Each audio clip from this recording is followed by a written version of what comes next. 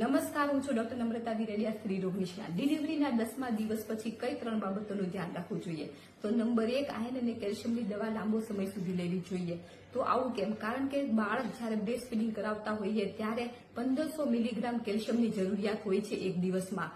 આ કેલ્શિયમ બાળક માતાના શરીરમાંથી ખેંચતું હોય છે, ખાસ કરીને કમરના હાડકામાંથી. એટલા માટે સ્ત્રીઓને કમર દુખતી હોય છે. આવું ન થવા દેવું હોય તો કેલ્શિયમની દવા ઓછામાં ઓછા 6 થી 8 મહિના લેવી જોઈએ.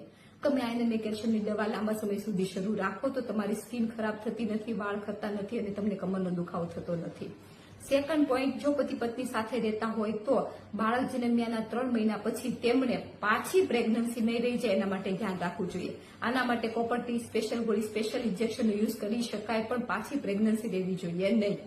થર્ડ પોઈન્ટ, હવે 9 મહિના તમારા શરીરમાં સ્નાયુમાં ફેરફાર થતા હોય છે, સ્નાયુ ફૂલી જતો હોય છે, તમારા જોઈન્ટ ઢીલા પડતા હોય છે.